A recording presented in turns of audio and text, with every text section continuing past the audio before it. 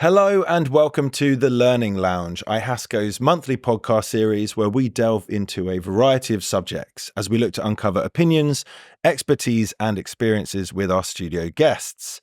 Our intention is to provide some thought-provoking discussion and debate, which we hope you'll find engaging, interesting and insightful. Today, we'll be navigating the world of virtual crime and what businesses can do to ensure that they stay safe. We'll be speaking to our guests about the importance of cybersecurity, common mistakes businesses make, best practices to improve cybersecurity, your legal responsibilities, and how to future-proof your business for dealing with cyber attacks.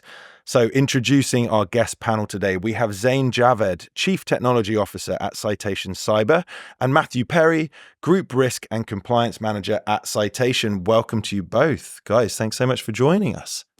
Thanks for being here. So I want to just introduce you both a little bit, hear about your roles. I know that they're in the same area, but they're kind of different as well. But actually, Matt, maybe you can just kick us off. Tell us a little bit about your role. What does it comprise of, and how did you sort of get into this? Yeah, so the definite differences, probably a lot less technical than Zain.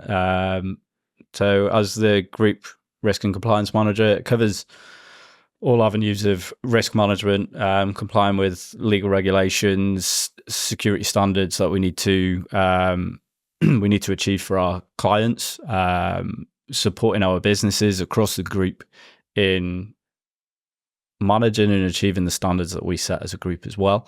So my background, I've been in the industry for, I think, 10, maybe 12 years now. I'm not 100% sure. And I started initially in the public sector and then moved from there into the private sector in the finance industry. And then since have moved into the Citation Group. So yeah, my experience is across many different industries. So using a lot of that experience to understand the different complexities and how things need to be managed differently in different areas and industries. And it was always cyber before, from the very beginning. So more information security, so more the policy side of it. Mainly data protection is where I started, and it's moved from there. Primarily because I worked for a software development company within the finance industry. I just enjoy the cyber side of it. You know, as part of my role in that business and here, you need to be close to the development teams and the security teams, and you just pick up a lot of knowledge and expertise from that. And yeah, I just found it really interesting. Not to say that data protection isn't interesting, but they go hand in hand together. And yeah, it's the technical side of it is really important. But so is the non-technical side of it, and they do just support each other. And that's kind of my job, is sometimes to be the connection between the technical side of the business and the non-technical side of the business. That's cool. That makes a lot of sense. So Zain, what about yourself, Chief Technology Officer? Yep. So my role is quite unorthodox, meaning that I do a different type of a role than a traditional CTO. So when you're from a cybersecurity company, you naturally have to have a lot of knowledge in the cybersecurity industry. So I did my master's in cybersecurity at Lancaster University. So that's where our HQ is based, and that's where Citation Cyber was born. So I've had to get involved with a lot of different aspects of business as well as industry. So we lead a team of ethical hackers who do a lot of penetration testing. We do auditing, consultancy. And the other side of it is product development or software development. So we create a range of really innovative new ways of helping customers and businesses understand cybersecurity, and to simplify it, we develop a lot of products. So yeah, I also get involved in that aspect as well. And that's because I used to have a software development company while I was at university. So you're just utilizing all of that experience into my current role. And now with the group, we work alongside with Matt and his team to help safeguard our data as well as our customers' data. Got you. It's great. Well, it's great to have you both here. Clearly, yeah, we've got two sides of the same coin, I guess you could say. We're going to get a real nice balance of experience and expertise. So, just kicking off then with kind of a straight question, I'd say, pretty direct, but how common is it, Zain, for businesses to be subject to a cyber attack? So the short answer is it is very common, and especially in our world when we're speaking to clients on a constant basis. But in terms of stats and statistics, if you're a lover of stats, then the recent government cyber breach survey suggests that over 50% of businesses in the UK were impacted by cybersecurity. And if you zoom into that a little bit more, so medium-sized businesses were reported to be around 70%. Wow. Large businesses over 74%, and that also goes for charities with over 500,000 turnover. Around 66% of those get targeted by cyber criminals and cyber attacks. Wow, charities just singled out just because they have what would be what I mean, just to educate me a little bit. Why do charities get singled out so much? So charities are a real sort of gold mine for hackers, and the reason being is because most of the time they're run by trustees, they're run by volunteers. They don't have a lot of resources, they don't have a lot of money, so their skills in-house is so low, and the type of technology is also low. So therefore, it's easy pickings for cyber criminals to go after these charities. Wow, interesting. And Matt, coming at it from a perspective of the costs behind cyber attacks, and not just monetarily, but whether that's reputational damage, whether that's legal implications. How costly can a cyber attack be, and how have you seen this sort of landscape change over the course of your tenure and your career? Yeah, the costs can be incredible.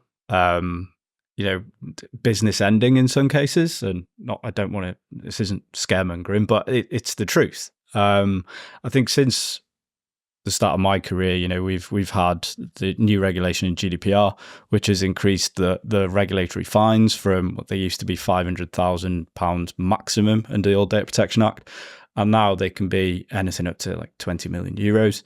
So that just alone in regulatory fines is quite a lot. But I think you need to dig a bit deeper into that, because the likelihood of you having a regulatory fine is probably low in the UK at the moment.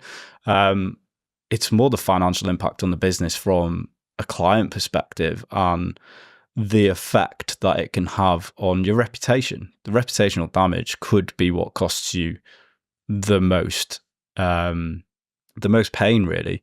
And I think that's what businesses need to consider, is the impact it could have on them, their business, and then their clients, because that ultimately is what keeps the lights on, isn't it?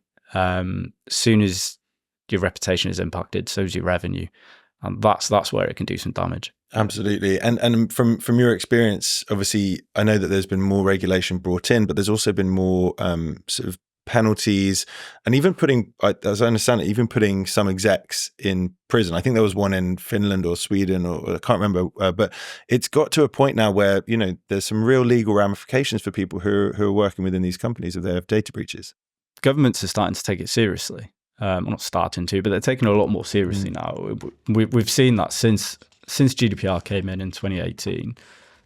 Other countries across the world have followed. You've got CCPA in California, which is similar to GDPR. You've got Quebec in Canada have introduced a similar law, and it's just essentially bringing legislation and regulation up to modern day technology and how we consume and process data. But yeah, absolutely, it's not just the financial implications. There could be some personal implications on individuals, directors of companies, the owners of companies, that they are ultimately accountable.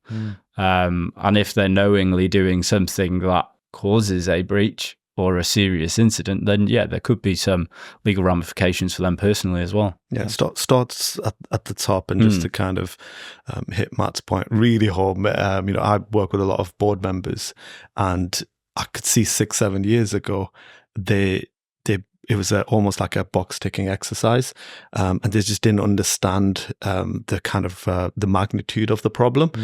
So I remember one very large bank, and I was speaking to the board, and they said, we have insurance if there was a cyber attack. And then when you actually go into the details of it and say, the magnitude of what could happen, like Matt mentioned, in terms of reputation, the costs just scale, and they have the ultimate responsibility for cybersecurity, not the IT or security engineer or the auditor or whoever it is. The board are ultimately responsible for cybersecurity. And was it for you, were you finding it difficult to communicate the gravity of that kind of issue? I mean, obviously before they started putting directors in jail and things like that, like now they're actually seeing that, they're probably, it probably makes a bit more sense. But were you finding it kind of difficult to sort of communicate that how big an issue it was for them to not be taking it seriously? Yeah, and even now, so it is still a huge problem because not a lot of people understand how much of impact it can have on an organization.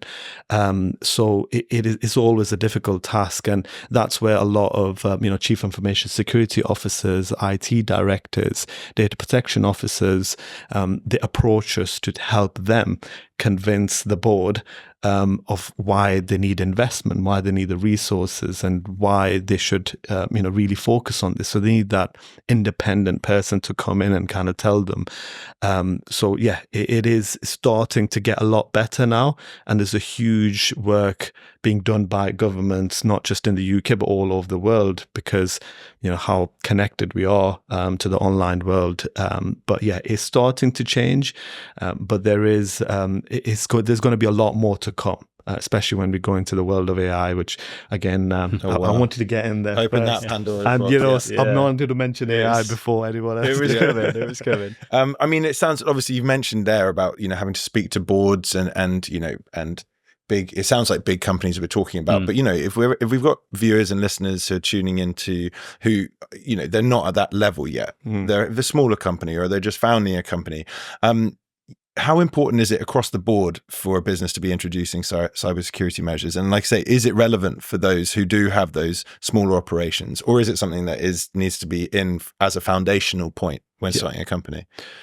I think small businesses struggle again to understand the importance of cybersecurity, but let's face it, the whole of the UK is made of more micro and SMEs than anyone else, and they are the bedrock of our economy, and that's where the cyber criminals are targeting, because they're again easy pickings, like the charity that we spoke about earlier, and they are essentially they have that in mind, that they've got antivirus, and that is enough, that's sufficient, and that will cover them from cyber attacks.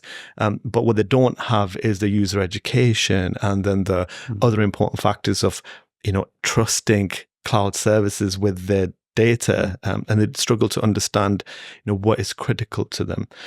So that is again a lot of education involved, but absolutely micro and small SMEs, consultants, they are a big target for these cyber criminals, and they are absolutely impacted by this. So, I mean, what kind of point would you be saying to someone who's got a business, maybe it is a micro or a small business, that they need to really start thinking about what they're doing? I know that you mentioned, the idea of trusting your data with cloud services, but, I think people would just think that they would trust these big organizations. But at what point do they have to really start thinking about that? Is it when they get over a certain number of, say, customers, clients, or people's data on their books? Like, do you have like a threshold for that, or is it just something they need to be just wary of from the beginning? From the beginning, I think again with the Northwest Cybersecurity Cluster, it's a non-for-profit organization, and what we're trying to do is make people more aware. And one of the things we're looking to do is work with accountants. So when they actually set the company up for a business, that's when they should educate them about cybersecurity, because if they give the wrong type of information, or right from the beginning they create really weak passwords, and Matt will know more about that, because he definitely gets a stick out for those type of things. And so you've got to really have a good password policy and all of those things. So it is foundational things that businesses need to put in. So one of the things they can do is employ Cyber Essentials. So Cyber Essentials is a government-backed scheme, and the whole reason for creating that scheme was because they needed basic hygiene into businesses, and it's designed to be for everyone, so including micro all the way to large. But the whole idea behind it is that they put the basics in to mitigate around at least 80% of cyber attacks. So yeah, I would personally recommend that, if you're a business, if you're thinking about starting a business, then security should be considered right from the beginning. Yeah, that makes a lot of sense. It's really good to know about that government scheme. I certainly didn't know about that, but it seems like it makes perfect sense, right? I mean, if you've got running water and we've got electricity connected up to houses, now in this day and age, having good security around everything that's going on from a cyber perspective should be something that at a very foundational level the government would want to provide, right? Because it keeps the whole country safe to an extent. Matt, when you're in your role, as Zain was sort of alluding to there, what do you find are sort of your biggest challenges when it comes to conveying the importance of whether it's a good password policy or just general cyber security to the people under your jurisdiction? It's a tough question. I'm going to answer it in two parts. I think the biggest pain point and problem is humans. Us as humans, we're essentially the first line of defense. If there's one person in the business who isn't following policies or processes, then that's a weak point, and attackers will find that way in if they need to. So it's really key to make sure that the messages are communicated clearly. Policies, processes, and just awareness isn't too complex. Your general users need to understand what they need to do. So telling somebody some really complex security measures that we are implementing and they need to follow certain things that they're not going to understand. So it's just keeping it basic, making sure the guidance hits home to them. One thing that we try and do is make those awareness messages personal, because at the end of the day, we don't just want to protect our clients' data, we want to protect our colleagues and their data as well. So, one thing that we do in our monthly awareness training campaigns in December or the lead up to December, we make it more personal and focused around keeping their card details secure and how they can manage that online. But there are things that also benefit the business in there as well, because it's just general security awareness. It's just trying to make it personal, which is difficult when you're a larger organization because you can't tailor training to everybody's needs. But for a smaller business, you're aware of your workforce, but you need to make sure and aim that training and awareness piece and your policies and how it's worded to the least technical people. Because if they can read and understand it, then your most technical people will also understand it. I know this might sound a little bit harsh, but would you ever punish, would you ever monitor people's security practices to the point that you would punish them if you found that they were, to the equivalent of leaving the front door open when we, at night kind of thing, had a really easy password or none at all or whatever it might be? Do you know what I mean? Yeah, I think punish is a strong word. But obviously in your policies, when you're trying to comply with these regulations and security standards that we need to, part of it is HR processes and how they integrate with your security practices. So it's not something that we actively try to do and monitor people for bad use and then look to punish them. But if somebody is doing something and it's malicious, then it's potential that we have to get HR involved. Yeah, I mean, the only reason I say is because the punishment for the company can be so severe to the point that, and like you say, you're only as strong as your weakest link, and your first line of defense is that, your employees often, and they're the ones who'll be targeted. And I'm just trying to sort of get a sense of how you go about managing that in a way that obviously conveys how important they are and obviously the processes they need. Yeah, and I've mentioned it before. It is awareness and policies. As long as they're clear in how people should be acting and managing their data and passwords, everything like that, it's easier to then have that conversation with them if needed. But if your policies aren't clear and somebody makes a genuine mistake or just doesn't understand the policy, then it's really hard to then hold them accountable. But ultimately, we are all accountable.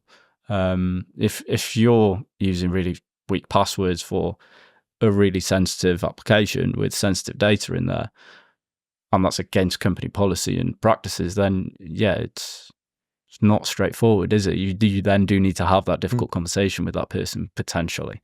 Yeah, I definitely didn't mean to make it seem as harsh as that, but it's. I think it's important, like you say, if you're doing the right thing as a company and you're enacting these policies and you're setting these up, it's one of those things where you probably do need to really, obviously not immediately, but know that people are probably not doing things maliciously, but rather just really ensuring that they do abide by these policies. Yeah, it's making sure they understand the impact. Yeah. And the impact of something that they can do, the impact that will have then on themselves, the wider business, our clients' users. And I think that's the key focus, is just making sure they're aware of the potential impact.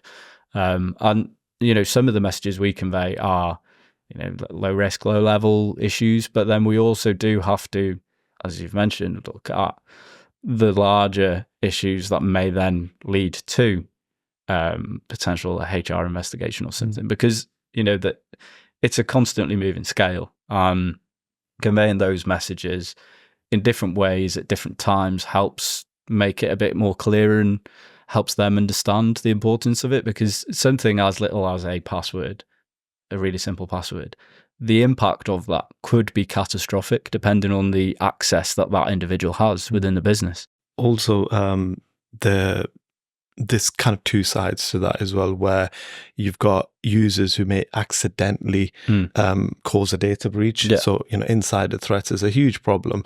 But with that, you've got users who are just not aware. They just don't know. So they don't have that awareness to be able to protect the organization in the same way as the security department will be. So the kind of support is such a fundamental part of this, where if you're doing, I know organizations who do regular vishing and phishing campaigns. So vishing is similar to phishing, but just over the phone. So we work with organizations all over the world where we have to ring the employees' mobile numbers and middle of the night or different times to try and trick them in order to give us information. And sometimes it can be, it's not a nice job, because you're trying to pretty much persuade them to give information out. Necessary though, right? But it's so important, because if that individual did do that and they didn't have the follow-up training and awareness, then it could well be a real cyber criminal or someone who's looking to do that information. So kind of high impact things like that really work well with individuals. But again, it's about support. If they've not doing anything right, how can you help them understand that better? So you have a program in place which tests you before and after of these type of things. But if you're obviously malicious and you're doing it, then like Matt said, there has to be consequences, because it is serious and it's a serious thing that people need to instill. Just to touch on a point there, Zain mentioned it's how people react. And I think that's where in the cyber world now larger companies are looking at, rather than how do we prevent. Obviously, we've focused on how we prevent cyber incidents for the last few decades, but now it's more, I think you have to assume that you are going to get attacked and you are going to have to deal with a breach at some point, and it's how cyber resilient you are. How do you react to that happening? How do you communicate that? How do you try and educate people? What are the sort of practices and processes that you use to educate people about security policies? So firstly, I think if you're responsible for security in a business and you need to get your senior leadership team on board to begin with, as Zain mentioned, it needs to start from at the top. A great way of doing that is using real life breaches as an example, where companies in a similar industry or a similar size have experienced incidents that have been costly and impactful. So that's a good way of getting your senior leadership team on board. The users, it's good to use examples. So what Zain mentioned there around like phishing and vishing, we do that internally around simulated phishing emails. We send them out on a monthly basis just so users get used to the usual things to look at. They know what to look for. And then to report it, it's for us as a business, it's a bit more difficult because we've got so many employees and colleagues across the world. But for a smaller business, just being present in that business, and we do try to do that here. we've got a team, and we do try to be present across the group. But for a smaller business, having that person just present and just having open conversations, the main thing comes back to your point earlier about punishment. We don't want to punish people that are actively coming to us with incidents and things that they know have happened, because you're scaring them away from telling you what's happened, and then we'll never find out until it's too late. So it's encouraging people and making sure that they're aware that, if you tell us, it's not a problem. But if you don't and you try to hide it and it gets worse, then that does become more of an issue. It's just about being honest with your colleagues and your employees, really. Yeah, I was just going to come on that. So the tabletop exercise is what Matt was saying is a real good way to do that. So essentially you sit around the table and you're pretending like you've just had a ransomware attack. And I think at that point, and we've run numerous of these, and you realize that so many people who need to be involved are naturally not thought that they will be involved, and that's where everything comes out quite in the open. It becomes a bit more clear, and you can plan like you are going to have a cyber attack, and you have everything in place. So that is, really, really important, and I think everyone should do that. It doesn't matter what size you have. It's plan like you are going to have some sort of a cyber attack, so you know what to do, because time is of the essence.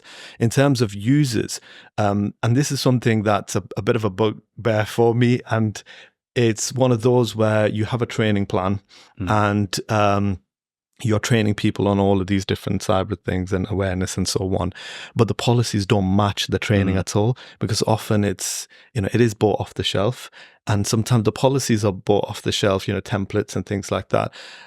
They don't align. So you're training someone on one thing, but the policy says something completely different. So the importance of aligning both of them together can really make it easier and clear for these individuals, especially your employees. So, simplifying it, using scenarios, things like that just helps them understand the importance of doing all of those things. Just looking at legislation, because obviously these, Matt, I'm sure for you especially, or actually for both of you to be fair, legislation and directives are so important in this area. I mean, they feed into so much of how you treat all your policies and procedures. Just talk us through, if you can, Matt, maybe you can just start just some of the pieces of legislation and the directives that really matter and apply directly to cybersecurity. Yeah, I think in the UK, we're quite lucky. We've got, as Zain mentioned there, the Information Commissioner's Office, who are really good with presenting guidance when new legislation comes out. So GDPR, for example, which came in 2018. We've also got the Data Protection Act, which is essentially the UK Data Protection Act then enacts some of the European GDPR clauses into the UK after we left the EU, obviously. And it'd be impossible for a small organisation to understand that piece of legislation, mainly because there's a lot in there that just doesn't apply to them. There's a whole section of legislation that just applies to certain industries, like law enforcement, for example. Now, a small business doesn't need to know that bit. So the guidance is key, and I think the ICO provides some really good guidance on the legislative side to it. But also, you've got the NCSC, the National Cybersecurity Centre, who provide regular guidance to small businesses and how they can protect their company. And the guidance is aimed at them specifically. There's a monthly newsletter that I subscribe to, because it's always good to just keep in the know what's happening and what's going on. But there are then other privacy regulations that stem off GDPR and the UK Data Protection Act, which we could be talking for hours around the types of legislation and how it impacts businesses. But the key thing is following the guidance. Don't try to understand the legislation word by word, because you're never going to. As well, the legislation has to be generic because it applies to all industries. And how a company in one industry manages their security and data will be very different to another company in a different industry. So following the ICO's guidance and some of the industry regulators, they have their own guidance as well. So what I would suggest, if you're a small business in a specific industry and you are regulated by a regulator in that industry, have a look at their website and guidance and just ask the question, is there anything on there that will help me? And if not, have a look at the ICO's website and start there. And Zain, how can sort of good security practices help, businesses and people generally comply with the GDPR? Yeah, so I think things like Cyber Essentials can help. So going back to Cyber Essentials, it has the fundamental data protection elements in there. And what you're finding is more and more regulators, like the Financial Conduct Authority, FCA, SRA, in the legal space, all of these regulators are now saying that you should have Cyber Essentials. If you want to work with the public sector, then again, it's a requirement that you have to have this. So that's one way to do that.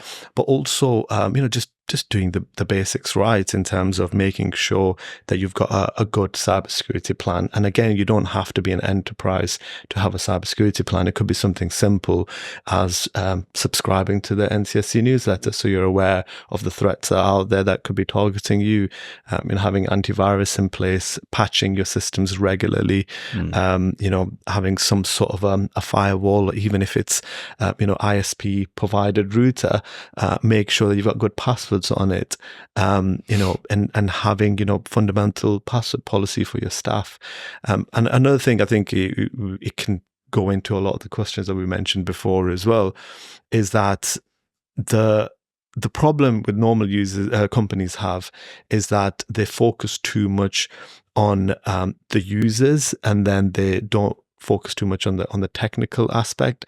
And that's a constant battle in our kind of industry, in our space, is the security and usability element. And you're essentially securing systems so much that they can't really use the basically systems and be able to do their job. So you've got to have that balance essentially to be able to keep everyone happy. And in regards to that, you've got to have technical controls and also policy controls.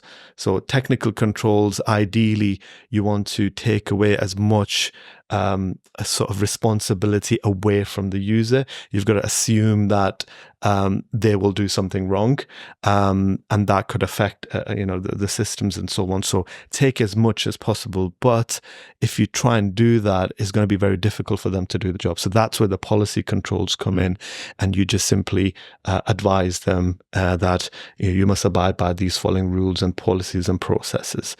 So looking to the future for businesses, and we touched on it earlier. You gave us the AI name check earlier. Amongst other things, technology's developed so much in the last 10, 15 years, let alone what we probably expect to happen over the next couple of years. Can we expect cyber attacks to become sort of more complex and more advanced as a result of this? I mean, it seems like an obvious answer to that, but maybe you can just sort of to talk us through what we can expect from the kind of changes that we're seeing with AI and other technologies. So I think right now our whole life is connected to the internet.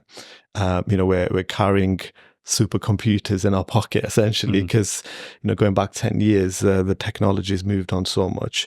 The other thing you've got to look at is the geopolitical landscape has a major impact. So what's going on the other side of the world in terms of cyber wars and cyber warfare, it's very real. It's not just TVs and Hollywood movies and things like that. Is actually happening, and that could affect our critical national infrastructure, all the way down to how we do our we interact with all these devices in our day-to-day lives. AI is obviously a huge minefield, and you probably need a separate podcast. I think you have got Sarah came on the podcast, and she's amazing, and a lot of the stuff that we're doing in the group where enabling AI, but there is a huge privacy and security element attached to it. So we have customers who come to us and say, right, we've got all of these wealth management clients, and we want to plug AI into it and help us. And we're like, oh, because you're going to put all of the sensitive, confidential data into an AI platform, and we just don't know who owns it, where it is, and how that can be used. So there's a lot of dangers to AI, but into the future, more and more we're trusting devices and internet data. And when we mentioned earlier about trusting organizations with our data, there's been some recent examples of the Move It vulnerability, which is in the media, where it's a third-party organization, and you're putting all of your data in the hands of this organization, and they had a data breach, which then had an impact on all of the users of that company, which means that you've trusted them with your data, but they've, with obviously the vulnerability that was there, ended up cyber criminals getting hold of it. So you've done everything in your power to keep your organization safe, but that's not extended to the partners that you use or your suppliers. And that ended up indirectly causing a problem for you. So it's not just, your business, but also you need to put the processes of your supply chain, making sure they're secure. And, I can talk forever, but another area we look at is IoT devices. And that is, it just blows you away, where a lot of technologies we use as smart devices, your radiator valves to smart fridges and smart lightings and all of these things. We're currently, I was speaking to one of the care directors, and he mentioned that there was a care home who had a fish tank. And the cyber criminals hacked into the fish tank sensor. There was a sensor in there in the fish tank, and that was an IoT. It's connected to the internet. So they hacked into that to then get access to the network, and that's when they basically caused the data breach. And we're talking literally about basically just, it's like leaving a window open kind of thing. You wouldn't even know that was it, but it's because it's all connected. Yeah. So thinking.